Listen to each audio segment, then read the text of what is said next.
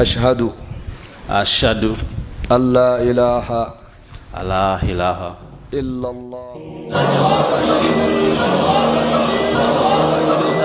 sheekh xuseen cali jabuuti oo ka mid ah culimmada ugu waaweyn ee Soomaaliyeed ayaa xalay toole masjidka tawxiid ee magaalada Hargeysa ugu qabtay nin Kenyan ah shahaadada islaamka.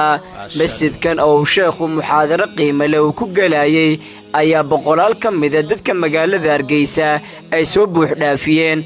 waa fursad bay noo tahay nin walaalkeena in Ilaahay jalla wa ala inaka ag joogna uu ku galladaysa diinta islaamka oo horteena shahaadateynka uu ku laqeeno waa nicmad weyn weeyaan. marka waan u soo qabanay oo hoteelka ayaan ugu soo qabanay, laakiin haddana dhiirigelin bay u noqonaysaa mujtamaca muslimiinta ha ku farxaan oo una ducaysaan. waa walaalkeen marka insha Allah taala hortiinu ka qirayaa tawxiidka inakana waan u ducaynaynaa insha Allah. ashhadu an la ilaha illa Allah وأشهد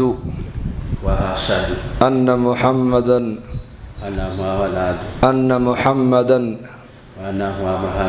عبده ورسوله. تقبل الله. جزاك الله خير. ما شاء الله. آمين. بسم الله الحمد لله ثناء لله والصلاة والسلام على رسول الله صلى الله عليه وسلم. يا مقلب القلوب ثبت قلوبنا على دينك. يا مقلب القلوب ثبت قلوبنا على دينك. يا مقلب القلوب ثبت قلوبنا على دينك.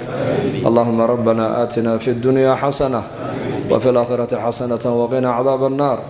آمين آمين وصلى الله على سيدنا محمد. haddaba sheekh xuseen cali jabuuti ayaa ka mid ah culimmada aadka loogu jecel yahay geyga Soomaaliyeed, waana daaci muddo badan ka soo shaqaynayay dacwadda islaamka, kaasoo allaha raxmaanka ku galladaystay balaaqo iyo weliba codkornimo. wiibsariyaan warbaahinta nolosha islaamka Hargeysa.